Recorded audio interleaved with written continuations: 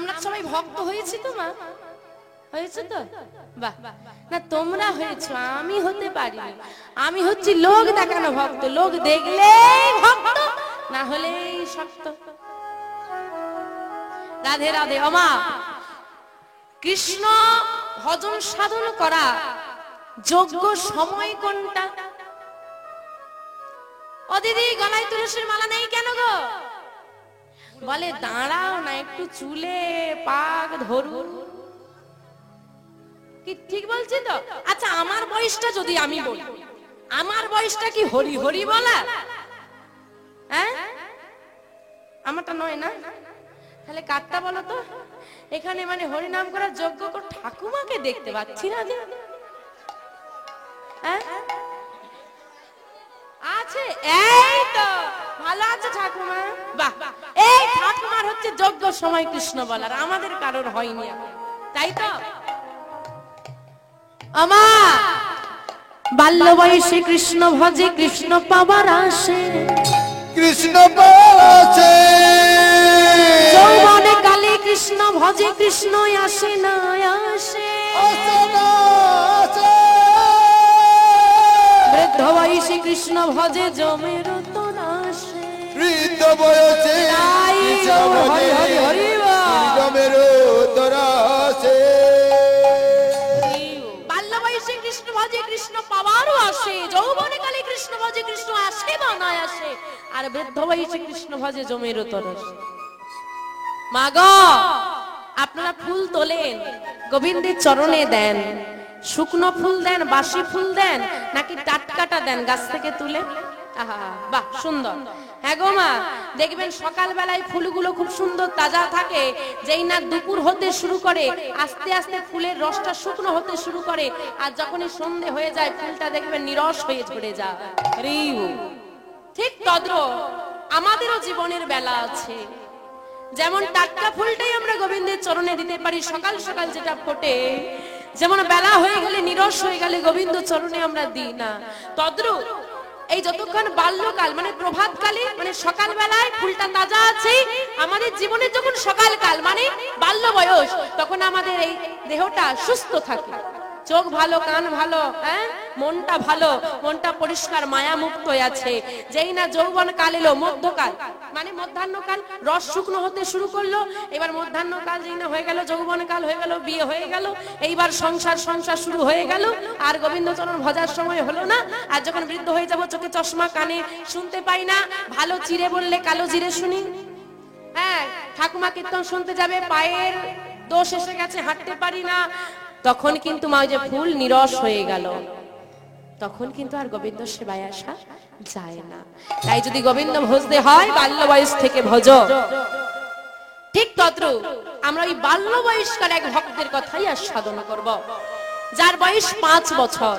আমা, যারা বৃন্দাবনে গেছো, বৃন্দাবনে কাকে দর্শন করার জন্য এত পুণ্যার্থী জায়গা? বৃন্দাবনে প্রধান যে মন্দির আছে তার নাম কি? বাঁকে বিহারী। অদ্ভুত একটা বিষয়, অদ্ভুত, খেয়াল করে দেখুন। আমি জানি না আপনাদের এখানে কোনো কৃষ্ণ মন্দির আছে কিনা, যদিও থাকে আমি উদাহরণস্বরূপ বলছি, বুঝতে পারবেন। ধরুন কোন মন্দিরের নাম রাধা মাধব মন্দির, ওই নামের মন্দির কিন্তু আপনি অন্য কোথাও গেলেও পাবেন। গৌর নিতাই মন্দির পাবেন, রাধা কৃষ্ণ মন্দির পাবেন, মদন মোহন মন্দির পাবেন, কিন্তু বাবা বাঁকে বিহারী মন্দির একমাত্র বৃন্দাবনে আছে, ওর সাদৃশ্য, ওই নামের সাদৃশ্যে কোন মন্দির কোথাও নেই।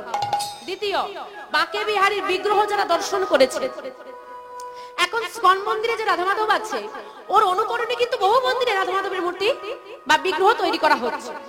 এমনিতেও বিভিন্ন মন্দিরে যান, দেখবেন কিছুটা হলেও সাদৃশ্য খুঁজে পাবেন, যে এই মাধবকে ওই মন্দিরে দেখে গেছিলাম, তার মতো দেখতে না, হয়তো এরকম, কিন্তু বাঁকে বিহারীর মতো কোনো বিগ্রহ নেই, কারণ তিনি সচল, নিজে দাঁড়িয়ে আছে, নিজে দাঁড়িয়ে আছে, সচল, তো আপন মূর্তিতে ফুটে ওঠে।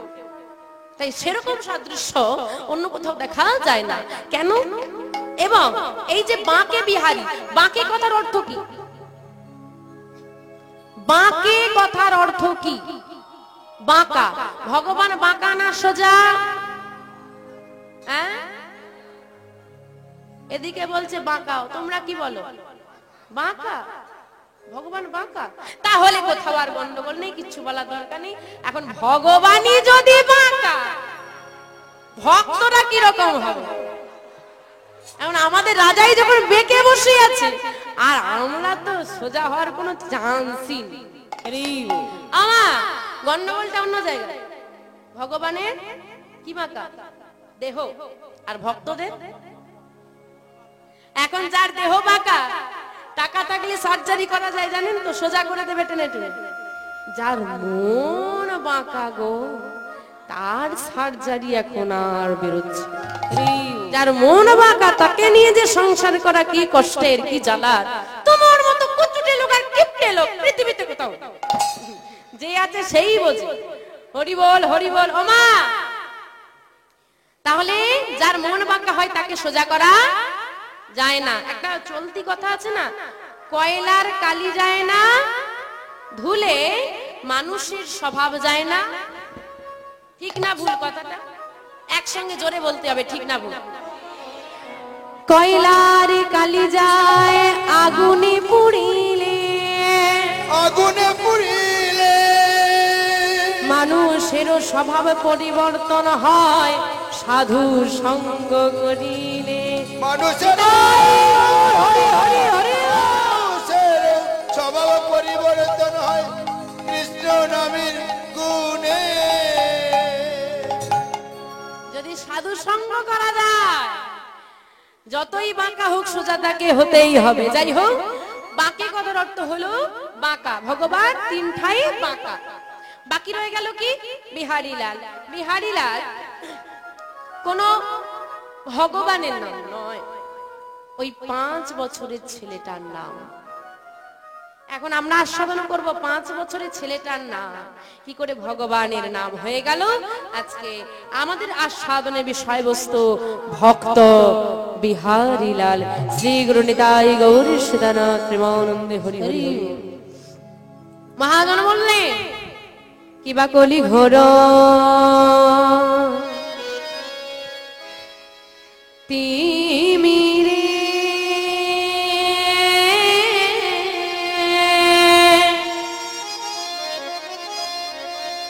আমার গোরা সল জগজনে,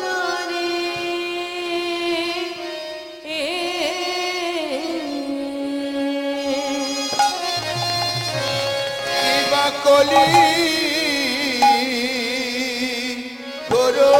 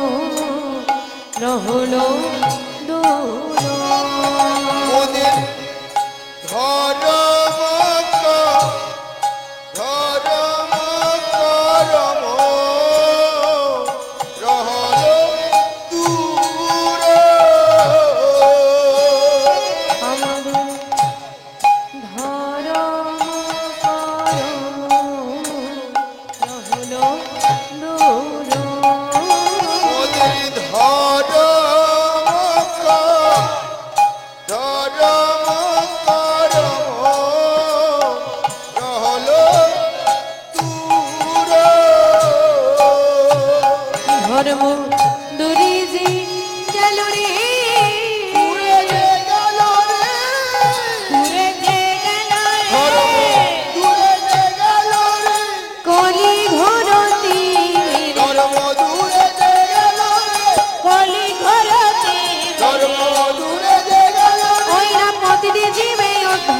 ধর্ম দূরে যে গেল রে, পতির জীবের উদ্ধার ধর্ম দূরে যে গেল রে, ধরে ঘোর তলাইতে ধর্ম দূরে যে গেল রে, ধর্ম করব আর দূরে যে গেল রে, কলি ভব তলাইতে দূরে যে গেল রে, পতি জীবের দুজতে দূরে যে গেল রে, কলি ঘর কি মিলে দূরে যে গেল রে, কলি ঘর কি ধর্ম মিলে দূরে যে গেল রে, ওই না হরি হরি হরি করে তাই গৌরী সুর হরি হরি হরি হরি হরি হরি হরি ধর্ম দূরে যে গেল রে, হরি হরি হরি ধর্ম দূরে যে গেল, গেল রে।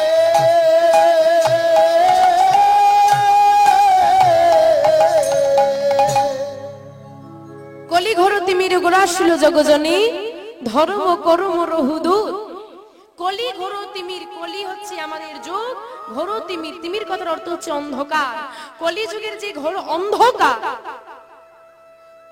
সেই অন্ধকারে নিমজ্জিত হয়ে ভুলে গেছি আমরা কে আমি, কোথা থেকে আমি এসেছি, কোথায় আমি যাব, কি আমার আসল পরিচয়, কে আমার আপন কে আমার পর, সেটুকু বিচার বুদ্ধি আমার লোপ পেয়ে গেছে। কে আমি জানি মা আমরা কেউ, আমি কে, কোথা থেকে এসেছি আমি, কোথায় যাব আমি, কি হবে আমার পরিণতি, ভেবেছি কেউ? হরি বল হরি বল। প্রকৃত যিনি আপন তাকে পর করে রেখে, যারা দুদিনের অতিথি তাদেরকে আপন করে ফেলেছি। ওমা একটা গান আছে না, যখন তোমার কেউ ছিল না ছিলাম শুধু আমি, এখন তোমার সব হয়েছে পর হয়েছি আমি। যেদিন আমরা যখন আমরা এই পৃথিবীতে তো একবার আসা নয় বাবা, বলছে 84 লক্ষ জনই করিয়া ভ্রমণ পেয়েছি স্বাধীন মানব জনম। 84 লক্ষবার পৃথিবীটাকে ভ্রমণ করেছি, স্থাবর অস্থাবর কীট পতঙ্গ আদি সবকিছুই তো আমি ছিলাম। তখন কিন্তু অন্য কাউকে চিনতাম না, চিনতাম ভগবানকে। হে দয়াময় মানব জন্ম দাও, হে কৃপাময় মানব জন্ম দাও, হে করুণাময় মানব জন্ম দাও। প্রতিটা জন্মে জন্মে একটাই প্রার্থনা, মানব জন্ম যেন পাই। কেন না, মানব জন্ম পেলেই তো তোমার সেবা করতে পারবো, মানব জন্ম পেলেই তো কৃষ্ণ বলে কাঁদতে পারবো, মানব জন্ম পেলেই তো গোবিন্দের চরণে দাস হতে পারবো। যখন মানব দেহ নিয়ে এলাম, আগে কোথায় এলাম? মাতৃগর্ভে। হে মুন্ডে ঊর্ধ্বপদে তপস্যা করছি, হে দয়াময় হে কৃপাময়, এ তুমি আমাকে কোথায় পাঠালে? কেন? এই যে অন্ধকার, কোথাও কোনো আলো নেই। মাতৃগর্ভে আলো আছে? আহ, সারা দেহে কেমন জ্বালা করছে। আমা গর্ভের বাচ্চাটা বলছে সারা দেহে কেমন জ্বালা করছে। কিসের জ্বালা? ওই গর্ভের ভেতরে যত কৃমি কীট আছে ওই কামড় দিচ্ছে নরম দেহটা, ছিঁড়ে ছিঁড়ে খাচ্ছে। আর যখনই ছিঁড়ে ছিঁড়ে খাচ্ছে কাঁটা দিয়ে উঠছে গায়ে, আর তখনই ঠিকরে ঠিকরে উঠছে বাচ্চাটা। হরি বল হরি বল। ও মা, 32টা নারীর বাঁধন, কোনোভাবেই নড়াচড়া যে করতে পারছি না, কি করব, উদ্ধার দাও। ভগবান বলছে কি রে, আমাকে আবার ডাকছিস কেন? মানব দেহ চাইলি দিলাম তো, আবার ডাকা ডাকি কিসে? এ তুমি আমাকে কোথায় পাঠিয়েছো? আরে আরে দানা দানা, এখন আর আমাকে ডাকতে হবে না। কেন? তোর মা আছে, তোর বাবা আছে, তোর দাদু আছে, তোর ঠাম্মা আছে, ডাক তাদেরকে। না, আমি তো কাউকে চিনি না, আমি শুধু তোমাকে চিনি, তুমি আমাকে উদ্ধার করো। চিন্তা করে দেখুন, যে সন্তানটা মাতৃগর্ভে 10 মাস 10 দিন থেকে গেল, যার গর্ভে সে আছে তাকে কিন্তু সে চেনে না। চেনে? সন্তান মাকে চেনে? কি গো মা, সন্তান মাকে চেনে যখন গর্ভে থাকে? তোমার সন্তান হয়েছে, আমি যদি নিয়ে চলে আসি কাকে মা বলে ডাকবে? আমাকে, তোমাকে নয়। ভগবান বলল বেশ তাই নেই, কিন্তু আমি তোকে উদ্ধার করব, আমি কি পাবো বিনিময়? তোমার দাস হয়ে আমি থাকবো, আমি তোমার দাসত্ব বরণ করব। পৃথিবীতে জন্ম নিলাম ভগবানের নাম স্মরণ করে, কাউকে আপন করিনি। গোবিন্দ আপন ছিল। যেই না বড় হতে শুরু করলাম, পিতা মাতা ভগ্নী ভাতা সংসার পরিজন নিয়ে মেতে গেলাম, প্রকৃত যে আপন ছিল তাকে পর করে দিলাম। দেখতে দেখতে কালের বিবর্তনে আমি আবার বৃদ্ধ হলাম। সেদিন ছেলেরা বলছে বাবা বুড়ো হয়েছে, বুড়ো এবার মরলে বাঁচি। হ্যাঁ, যে বাবা সারা সংসারটাকে বোঝার মতো করে মাথায় করে নিয়ে ঘুরতো, হ্যাঁ সারা সংসারটার বোঝা কাঁধে তুলে নিয়েছিল, সেই বাবাই হয়ে গেছে এখন সংসারের বোঝা। মার কাজ করতে পারে না, বৃদ্ধ হয়ে গেছে, এই যে শুনছো আমি তোমার মায়ের সেবা করতে পারবো না, দিন দুবেলা রেঁধে আমি খাওয়াবো আর বুড়ি বসে বসে খাবে, যাও গিয়ে বৃদ্ধাশ্রমে দিয়ে এসো। তো সংসার। আবার যখন সংসারের আপন মানুষগুলো আমাকে পর করে দেবে, সেদিন ডাকবো দয়াময়কে, কোথায় তুমি? সবাই যখন সঙ্গ ছাড়লো তখন তাকে ডাকবো, না গো না, এভাবে হয় না, সে তোমাকে এত কষ্ট করে মানব দেহ দিয়ে পাঠিয়েছে, আমরা পৃথিবীতে জন্ম নিয়েছি কেন সেটাই ভুলে গেছি। কি গো মা, আজকে হরিবাসরে কেন এসেছেন? নাম শুনতে, কিন্তু জিজ্ঞেস করে দেখেছো কখনো পৃথিবীতে কেন এসেছি, কি কারণে পৃথিবীতে গেলাম? মহাজন বলছে কৃষ্ণ ভজিবার তরি সংসারে আইলো, কৃষ্ণ ভজিবার তরে সংসারে আইলো, মিছে মায়ায় বদ্ধ হইয়া বৃক্ষ সম হইল, মিছে মায়া মিছে মায়ায়, মিছে মায়ায় বদ্ধ হইয়া বৃক্ষ সম হইল। কৃষ্ণ ভজিবার তরি সংসারে আইলো, মা কৃষ্ণ ভজন সাধন করার জন্য সংসারে এলাম, এসে মায়ার দাস হয়ে গেলাম, তার দাস হতে পারলাম না। তাই বলছে কলিঘর তীরে গোরা আসলো জগজনে, গৌর হরি এলো জগজনকে উদ্ধার করাবার জন্য, হাতে ধরে পায়ে ধরে ওই গৌর হরি আমার, যিনি শ্রীকৃষ্ণ, তিনি রামচন্দ্র, তিনি শ্রী গৌর হরি কলির জীবে দাঁড়ে দাঁড়িয়ে গিয়ে অযাচিত ভাবে নামের প্রচার করছে। আজ থেকে 537 বছর পূর্বে 1407 শকাব্দের 23শে ফাল্গুন 1486 খ্রিস্টাব্দে দোল পূর্ণিমা তিথিতে এই ভারতবর্ষের মাটিতে, পশ্চিমবাংলার মাটিতে, নদিয়া জেলার নবদ্বীপ ধামে সচি মায়ের কোল আলো করে এসেছিল একটা ছেলে, অদ্বৈত আচার্যের স্ত্রী সীতা ঠাকুরানী। ওই ছেলেটা নিম বৃক্ষের তলায় জন্ম নিল বলে তার নাম রাখলো নিমা। নিমা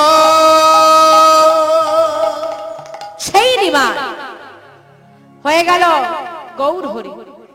1407 শকাব্দে আবির্ভাব, 1431 শকাব্দে মাঘ মাসে, এই মাঘ মাস না, মাঘ মাস এখন আসেনি, এটা অঘ্রাণ মাস, এই যে মাঘ মাস আসছে বাবা, এই মাঘ মাসে বর্ধমান জেলার কাটোয়ায় কেশব ভারতী মহাশয়ের কাছে সন্ন্যাস মন্ত্র গ্রহণ করলেন। এই সন্ন্যাস মন্ত্র নিয়ে যার নাম হয়েছিল শ্রীকৃষ্ণ চৈতন্য মহাপ্রভু। বলিয়ে শ্রীকৃষ্ণ চৈতন্য মহাপ্রভু কে, শ্রীকৃষ্ণ চৈতন্য মহাপ্রভু কে, শ্রীকৃষ্ণ চৈতন্য মহাপ্রভু কে।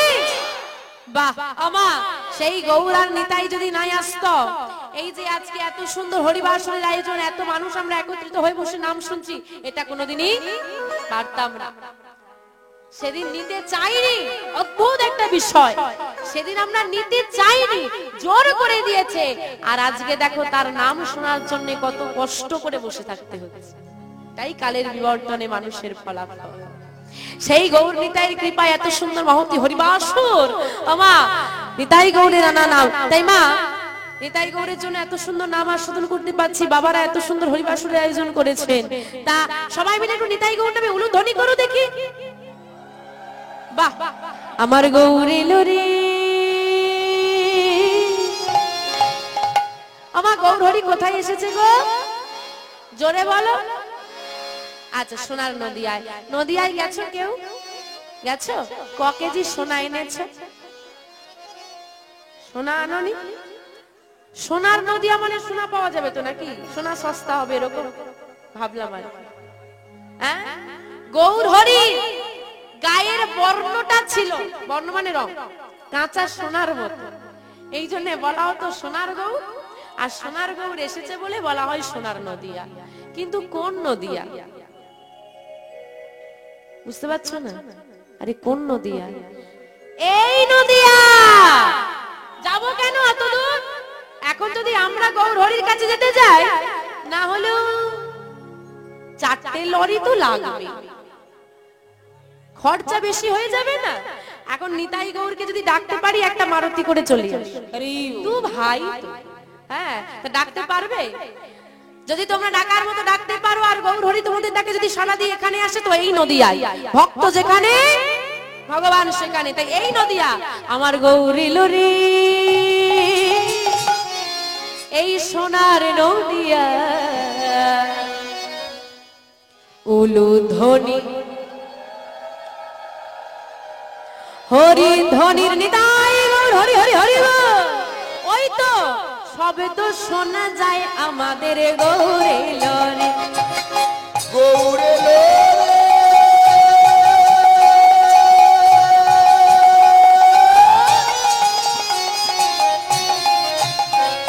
এই সোনার নদিয়া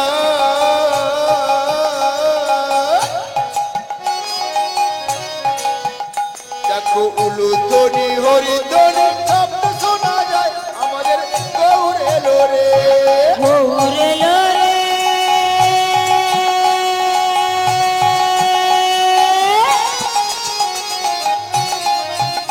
এই সোনার নদিয়া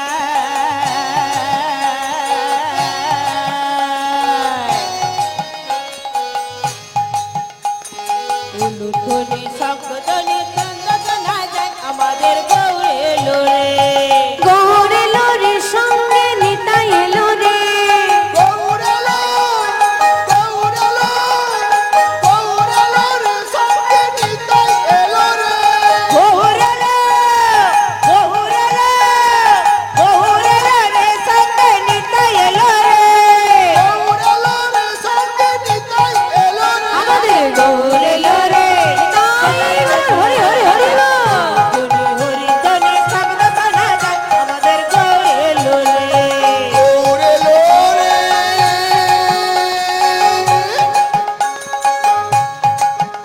এই সোনার নদিয়া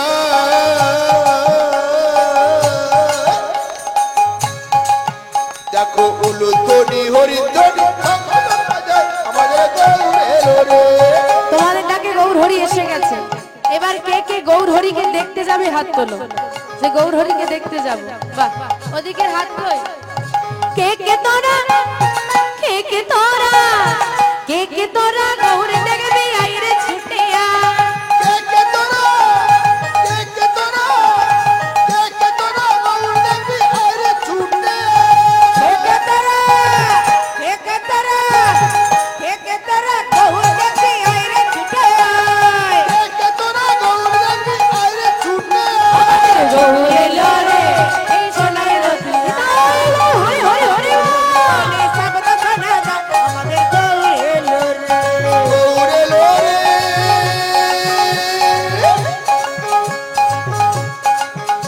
এই সোনার নদিয়া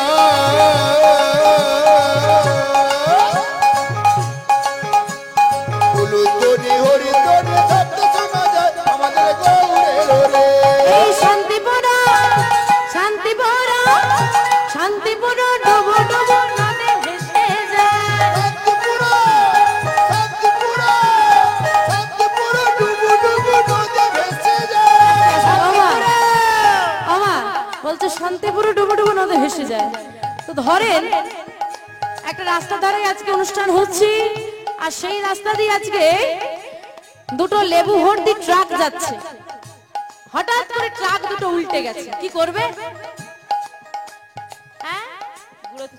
কি করবে ভাবো? ট্রাক দুটো যাচ্ছে, যেতে যেতে হঠাৎ উল্টে গেছে, এখানে কি হবে? সবাই যাবে? আরে বস্তা নিয়ে যাবে বস্তা কি করতে যাবে? লেবু কুড়াতে। আর ড্রাইভার দুটোতে চিপে পড়ে আছে, বলে ও বেটা থাক, ও মরে মরুক, দুজন তো মরবে। আর লেবু যদি আমি ড্রাইভার তুলতে যাই তাহলে লেবু সবাই কুড়িয়ে নেবে, আমার ভাগ্যে হবে। এই হচ্ছে মানসিকতা আমার। তামা ভালো জিনিস যদি এসে যায় আমরা কুড়োতে যাই, তো আজকে শান্তিপুরে ডুবো ডুবো নদে ভেসে যায়। শান্তিপুরটা প্রেমের বন্যায় নামের বন্যায় ভেসে যাচ্ছে। প্রেম কুড়োতে যাবে কি? যাবে? কারা কারা যাবে একটু হাত তোলো দেখি। এই শান্তিপুর শান্তিপুর শান্তিপুর ডুবো ডুবো